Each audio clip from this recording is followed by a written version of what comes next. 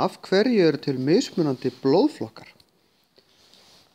Það er vegna þess að blóðkornin hjá okkur eru af nokkrum gerðum. Þá er ég að tala um rauðu blóðkornin.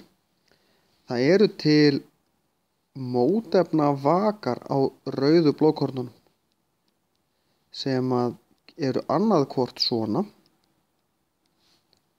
eða svona.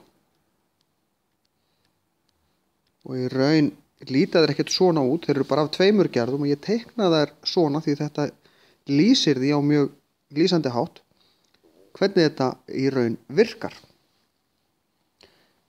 Einstaklingur sem er með til dæmis þessa gerðina, skulum segja hann sé í A-blóðflokki og einstaklingur sem með þessa gerð er í B-blóðflokki. Það sem gerist hins vegar er að í blóði hjá manni í A-blóðflokki er svo mótefni af B-gerð og öfugt hjá þeim sem er í B-blóðflokki, hann er með mótefni A. Og eins og þið sjáu þá passar þetta ekki saman, en þetta passar saman. Þannig að ef að við værum með til dæmis mörg svona blóðkorn og svona mótefni saman í sama blóðinu, það sem gerist í raun og veru við skulum tekna þetta hérna niðri, að blóðkornin krækjast saman. Og svo myndu fleiri blóðkorn krækjast hér og fleiri hér og þannig myndast kekkir í blóðinu. Þetta gengur bara alls ekki upp.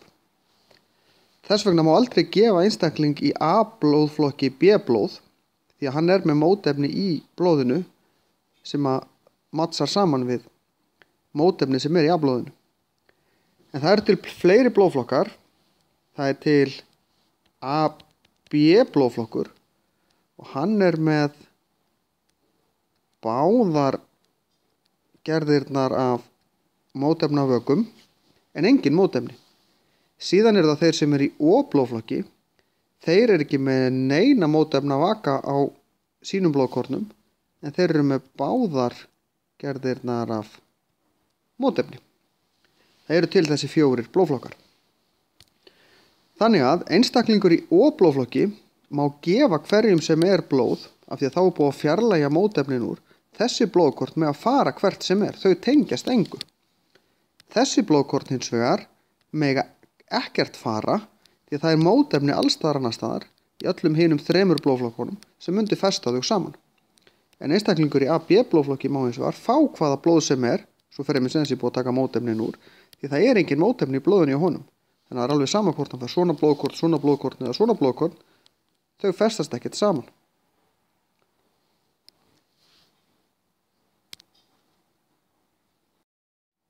Ef við skoðum hvernig þetta erfist, þá fáum við alltaf 2 gen þegar við erum að skoða eitthvað svona hluti, af því fengum 1 frá mömmu og 1 frá pappa. Og þeir sem er í A-blóðflokki, þeir geta augljóslega verið AA. Þeir sem er í B-blóðflokki geta verið BB. Þeir sem er í AB-blóðflokki hljóta að vera AB og þeir sem er í O-blóðflokki hljóta þá að vera OO. Alltaf 2 stafir, 1 frá mömmu og 1 frá pappa. En það eru fleiri valmöguleikar til þess að raða þessum 3 stöfum saman, A, B og O.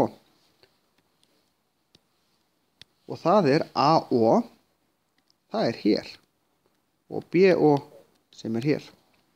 Það er vegna þess að A og B eru bæði ríkjandi og jafn ríkjandi, þess vegna er AB sér blóðflokkur.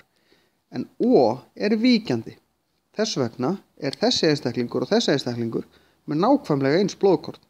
Það eina sem breytist í raun og veru er möguleikarnir á hugsanlegum blóðflokkum barna þessa einstaklings hvort hann er svona eða svona sem að það skiptir máli.